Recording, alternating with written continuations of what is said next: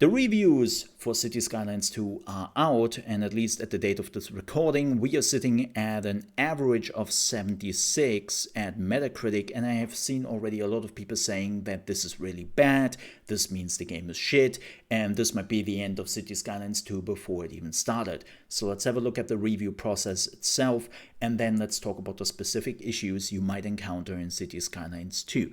I have been doing reviews for over a decade in the gaming industry. I even ship to video games, and what I can tell you is reviews are opinions. Yes, somebody slapped a number on it, but in the end it is an opinion, and it is very important to find reviewers who see the same way of fun in a video game as you do, right? Everyone perceives fun differently and what is entertaining, so you have to find the people who correspond with the fun you have in video games. Like, let me say you love racing games. If you would come to me to read or listen to a racing game review, I can already tell you will not have a great experience, because unfortunately I don't really care for racing games and I don't know much about them. So it is always important to find the right outlet or video, live stream and whatever to get your reviews.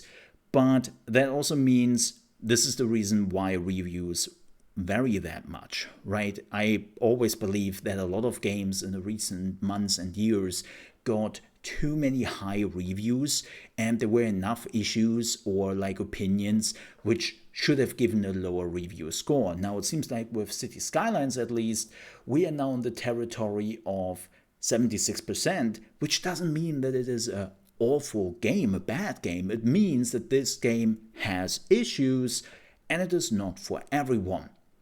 That's very important to remember. Like, one of my most beloved strategy games of all time is Evil Genius, and I remember back in the day it got some really bad reviews, sometimes at the low end of 70 points, and I put hundreds of hours in that game. I still love it till this date, right?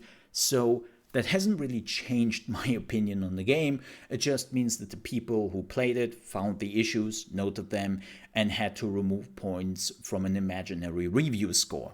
But what does this mean for Cities Skylines 2 in particular? Well, the one thing you can do when you are listening to reviews or watching them or whatever you're doing, right, is look for a pattern. Look for something different reviewers are mentioning on their own over and over again. And for Cities Skylines, I have seen such patterns. One of them is that a lot of reviewers mentioned that this felt more like a beta version, like an early access version of the game, and it doesn't feel complete.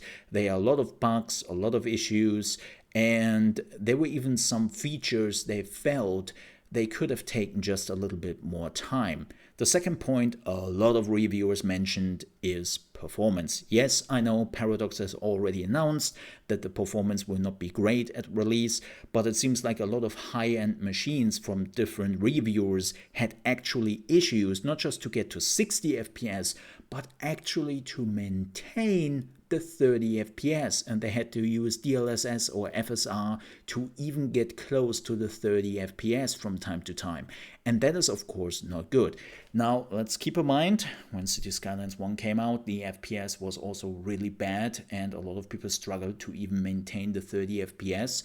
Now you can of course argue that after years, this shouldn't be the case anymore.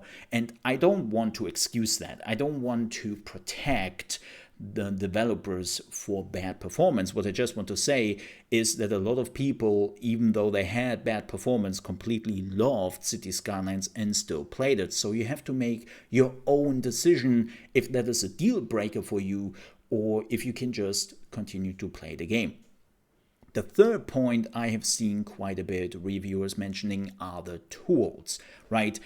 They put a lot of more tools into the game to actually help you with your city planning, like the grid tool. Apparently they had to, when reviewers were using the new grid tool to create like a lot of streets very quickly, there were still sometimes times where the grid tool didn't create a street. So that's a bug, right? And it happened often enough that they had to mention it.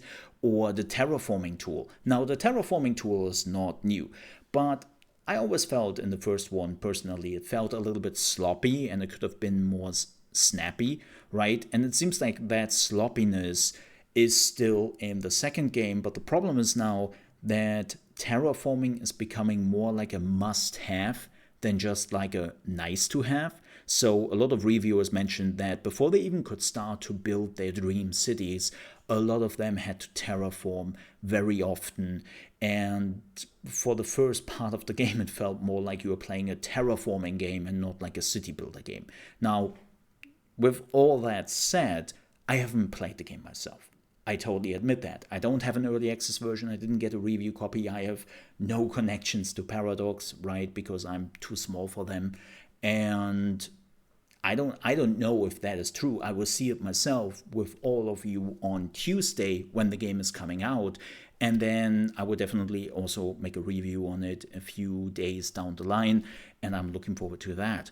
But it seems like we are getting our standard Paradox experience here with issues, things missing, and patches have to come over time, as we have seen it in the past with so many games, unfortunately.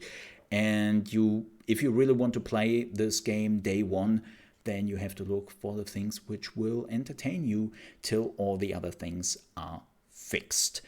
With that said, we are done with the video. Thank you so much for watching. If you enjoyed it, please don't forget to leave a like and also subscribe to the channel for more strategy games, because that's exactly what we are focusing on here, only strategy games.